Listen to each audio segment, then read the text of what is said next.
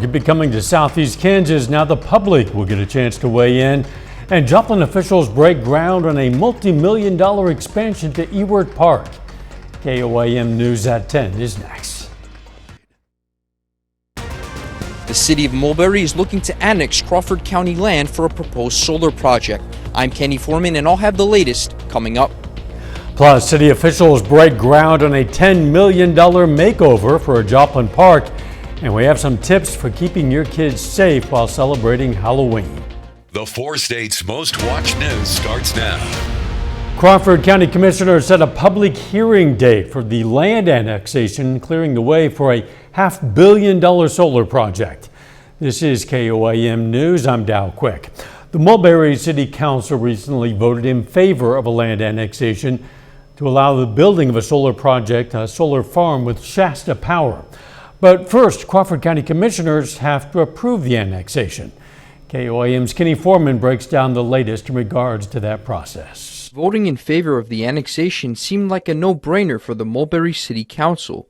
Councilman and State Representative Ken Collins says his hometown would reap the benefits. This would increase our tax base. It would help us to provide services to the existing residents, and I would like to see maybe a little bit of a turnaround here in town. But it's not quite a done deal yet. The city first has to go through the Crawford County Commissioners in order to acquire the land. The commissioners have to look at not only the area that's involved, but also any potential city conflicts that may occur, or whether or not that would hinder the growth of those cities and or that area. The city of Mulberry sent Crawford County an annexation resolution back on October 20th, setting up a 30-day window for the county to review it.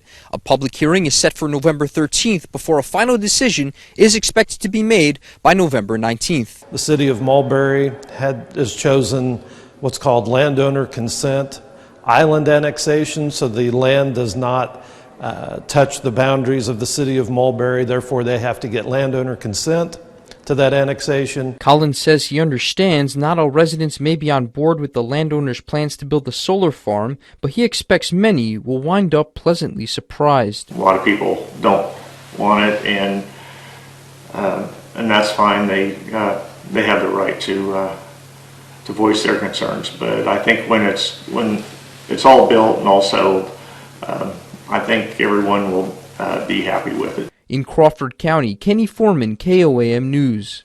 Crawford County Councilor Jim Emerson says he doesn't expect any major developments prior to the 13th, but invites the public to attend county commission meetings, which are held every Tuesday. Shovels hit the ground today as city leaders and community members celebrate the start of a new chapter for one of Joplin's historic parks. Ewart Park, a cornerstone of the East Town neighborhood, is getting a nearly $10 million makeover. The renovation will bring big changes, including a new splash park, playground, and an ice skating rink in the winter months. The fondest memories I have is growing up in this park and around parks. I believe that your park community is like the front porch to your community.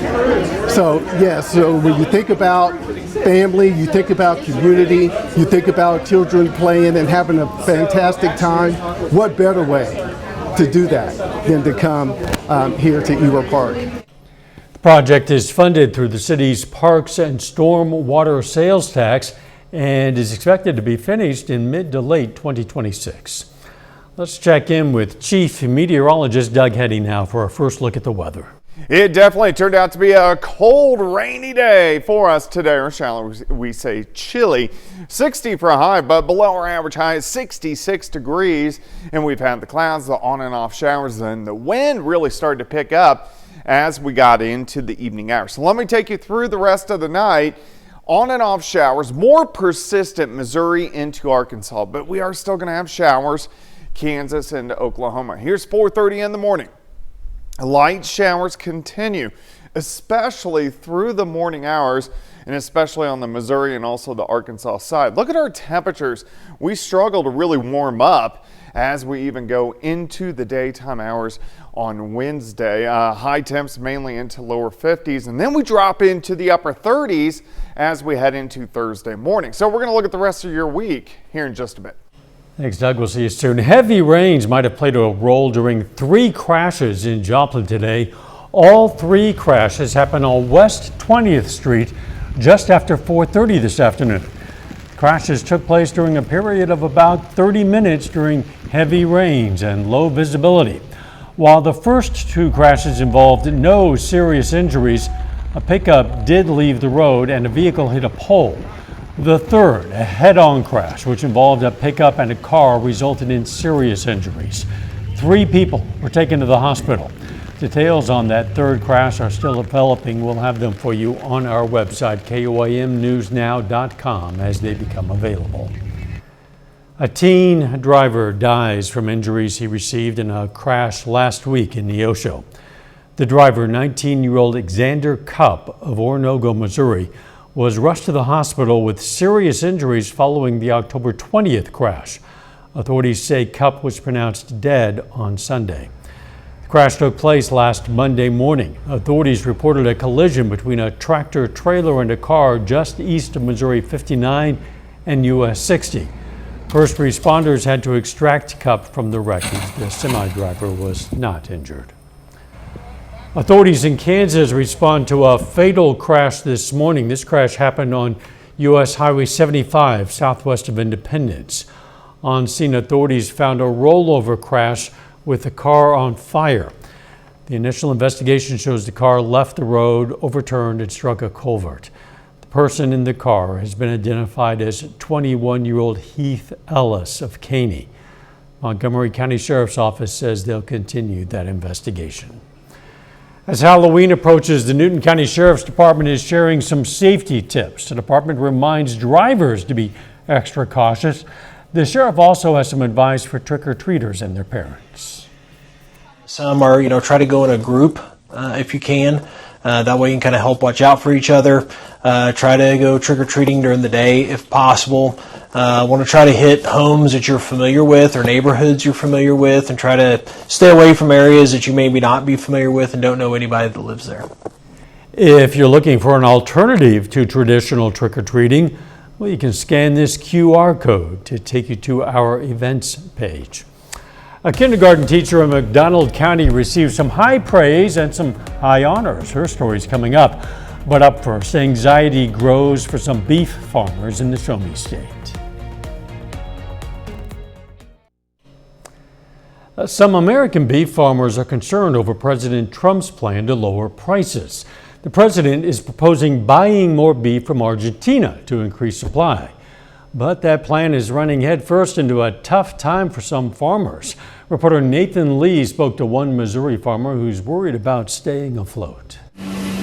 More than 50 years on a cattle farm and 4 generations of farmers before you put on a winter coat in. Can teach you a few things. My grandma always said you can't put anything in the freezer that has a name. Jeff Jones will be the first to tell you a family business means more. My son farms with me and my daughters are interested, and then I've got several grandsons that's coming on and a granddaughter. But Jones says on his family's 76th year as Angus farmers, beef production isn't what it used to be. We are hoping that we can keep these farms in the family name and be able to help the future have opportunities instead of issues. Pressure on cattle owners has forced farmers to sell their land, raising prices of American-made beef. We have gone a long period of time where the cattlemen have suffered and been doing good to break even. The Bureau of Labor Statistics tracks a 44% increase in beef prices over the past decade. The president's answer is to bring in imports from Argentina.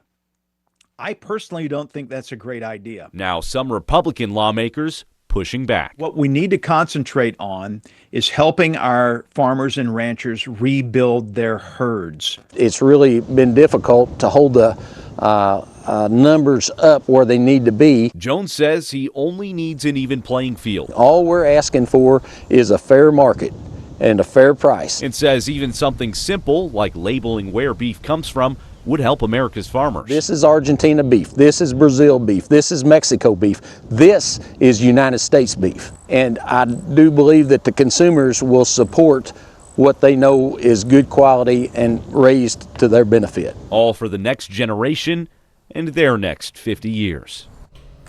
Jones says big picture, while he's hopeful for the future of agriculture in Missouri, he says more still needs to be done to help cattle farmers. A group of federal lawmakers from Kansas say they're refusing their pay until the federal government shutdown is ended. The group of 5 Republicans, 1 Democrat, say they'll not receive paychecks until both Republicans and Democrats reach a deal. Therese Davids, a Democrat from Northeast Kansas, says, quote, federal workers, active duty service members, and other Kansans will not receive their full paychecks this month. In solidarity, until Congress comes to a bipartisan resolution to this impasse and fully reopens the government, I wish for my pay to be deferred.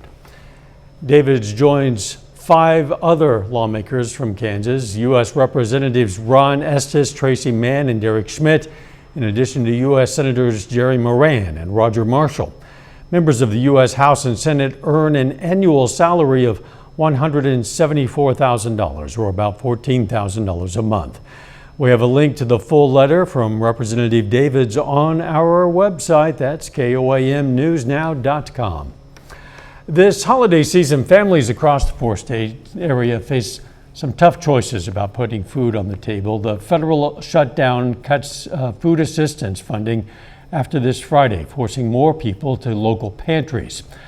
Our 4-state pantries are working harder than ever to meet the growing needs of our neighbors. We're kicking off our Feed the 4 States campaign early this year to help. All you have to do is scan this QR code and your donation will go to a food pantry near you. Doug returns next with a complete look at your forecast, and a little bit later, costumes and candy take center stage at the annual Kids Fall Fest in Parsons.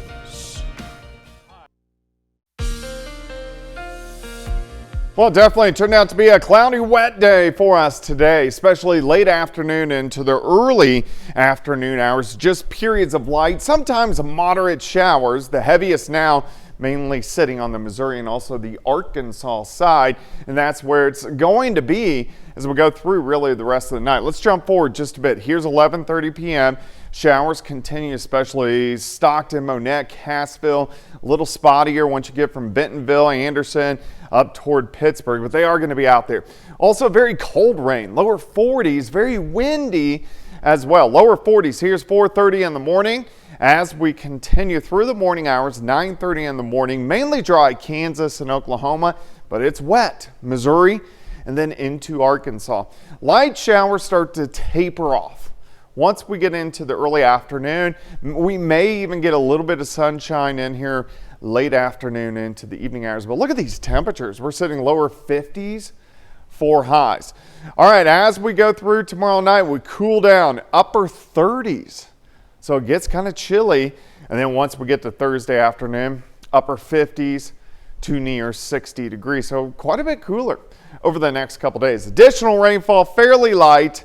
Maybe a quarter, maybe a half an inch, especially on the Missouri side. Here is your day planner for Wednesday. Let's go 44 in the morning, 47 by noon. High temp only 51. That's all we can do. It's also going to be windy. We're going to have these northwesterly winds kicking in 30 upwards to 40, maybe 43 miles per hour at times. It stays windy as we go at least through the morning hours on Wednesday, and then the wind, I mean, it's going to be windy all day, but it slowly starts to tick down as we get into the afternoon hours. Of course, we had major hurricane Melissa made landfall this morning. Look at that intense eye wall right over western Jamaica, and then it disappears.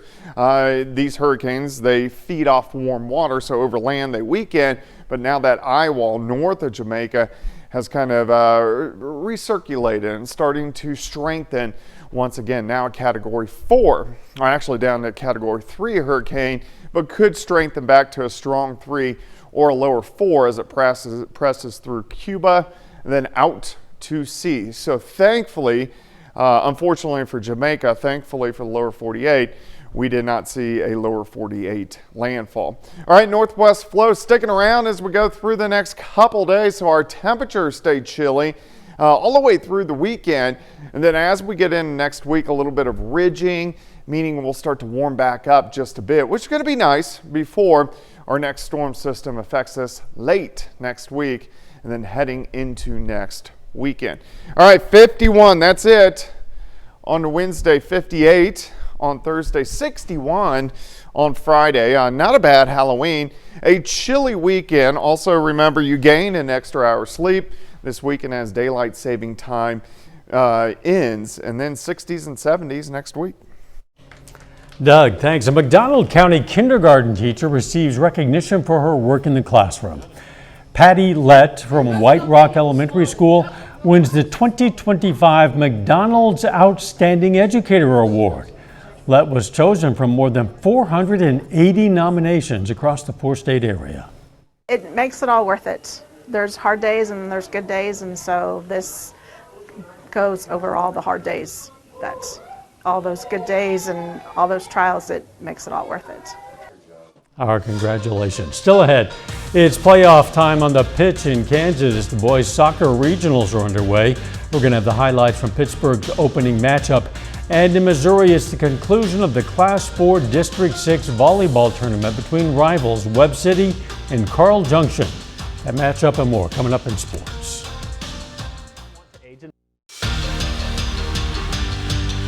It is playoff time across high school fall sports in Kansas and Missouri. In the Sunflower State, the Pittsburgh Purple Dragons opening the Class 5A regional soccer tournament against Topeka Highland Park. The second seed Purple Dragons riding a 4-game winning streak entering the postseason. Early first half, Purple Dragons with a corner kick. Snader Juarez Perez taking it, and it's off the crossbar, and the Scots are able to clear the danger. Now Highland Park's going to drive down looking for some offense, trying to cross into the box, but Emmanuel Harrigan is there to snuff it out. Rafael Ida clears it out of bounds to stop the threat. Scots are right back at it though, lobbing into the box, but Emerson Cabrera steps up and collects it as this one stays scoreless. Purple Dragons with a throw in enemy territory. Juarez Perez receives it. He'll fire from a shot deep, and this curler tickles the twine. What a shot from the senior. Pittsburgh jumps out to take a 1-goal lead, and the Purple Dragons advance to the Region 2 semifinal with a 2-0 win at home. In the Show Me State, it's a rivalry renewed for the Class 4 District 6 volleyball crown as Webb City and Carl Junction clash to punch their ticket to the state tournament. The top-seeded Cardinals and 3-seeded Bulldogs battling for the third time this season. First set, Webb City with an early lead off the Carl Junction serve. Avery Gardner lays out for the diving dig to set up Kalen Maxwell, who converts on the spike to extend the lead. But here come the Bulldogs. After trailing by 8 points early in the set, this kill from junior Madeline Huffman would make it a 1-point game, and Carl Junction is fired up. But the Cardinals would regain their lead, now a set point. Gardner lays out again, keeping the play alive as Adeline Maxwell seals the opening game for Webb City. And the Cardinals would just take off from there, taking a commanding lead in the second set, looking to clinch the game, and Jaylee Van Biesler comes up with the kill to do it. Now with championship point in the third set, Bulldogs keeping it alive, but this spike is denied by Jocelyn Maxwell, and the celebration is on for Webb City as the Cardinals win their 5th straight district title, defeating Carl Junction in straight sets. The Pitt State women's soccer team is playing in only their 2nd season as a program, but the Gorillas have burst onto the scene with an 11-2-2 record so far this season. And after a senior day match win over 23rd ranked Northwest Missouri State, a pair of athletes received recognition. Freshman defender Livy Jones has been named the MIAA Defender of the Week. In their last 2 matches, Jones has played a big role in back-to-back shutout performances and even netted a goal against Missouri Western last Friday. Speaking of shutouts, sophomore goalkeeper Jocelyn Kramer earned the MIAA Goalkeeper of the Week award. Kramer notched her 7th and 8th shutouts of the season last week. This year, she is first in the conference for goals against average at under a half goal per contest. Kramer is also second in the MIAA and 12th in all of Division II with her 8 blank sheets. Basketball season is rapidly approaching with the Pitt State men's squad taking the court in their first game this weekend. While the Gorillas women's team waits to tip off their season in the middle of November, the preseason rankings dropped on Tuesday. Pitt State gearing up for the season. They are ranked number 7 in the WBCA Division II preseason national rankings. The Gorillas are coming off a historical season a year ago, finishing with the best record in program history and their first ever Final Four appearance. And while there's a lot of new with this year's squad, the expectations continue to climb for PSU as they look to build off of the 2024-25 season. Can't believe it's basketball season already. I'm just trying to get ready for football playoffs, but a lot of fun stuff happening in sports right now. And of course, we have the World Series going on. Yep. And we have, soccer and all kinds of stuff going on. One of the best times of the year. Yeah, everything overlaps. We'll be right back. Showers sticking around for the rest of the overnight hours tonight, and even on Wednesday morning, we're going to have scattered showers, especially on the Missouri and the Arkansas side. 51 for a high, down to 38 Wednesday night, 58 on Thursday. Halloween overall looks pretty good. 61 and then upper 50s as we head into the weekend. Doug, thanks. Look at this. Families gathered at the Cardinal Event Center at Lebec Community College in Parsons for the annual Kids Fall Fest, enjoying free food, games, and candy, and some really cool costumes there. The highlight of the night was the costume contest. The kids up to 7 years old could take part. Tonight's event brought a sense of community and fun to kids, students, and parents.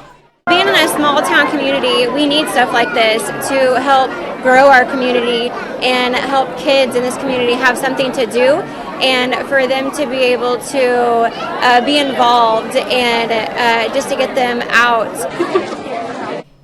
First, second, and third place winners of the costume contest won a Walmart gift card and a picture with Chris the Cardinal. Not bad. A lot of fun, I'm sure, showing off their costumes and eating candy. Can't beat that. Final sports note. Yes, after losing Omar Norman Lott to a torn ACL, the Chiefs have brought back a familiar face to fill that void. Mike Pennell, who was released by the Cincinnati Bengals earlier today, has been re-signed, and he is back in Kansas City. A lot of Chiefs fans, myself included, were kind of disappointed to see that Pennell was let go during the offseason, and glad to get him back. They could use him as a run stuffer in the middle of that defensive line. Yeah, he and Derek Nottie, 2 great run stoppers, so it's great to have him back. I was shocked that he didn't make the original roster. All right, glad he's a Chief again. Thanks for joining us. Don't forget the morning show starts at 5 a.m. and let's make it a great tomorrow.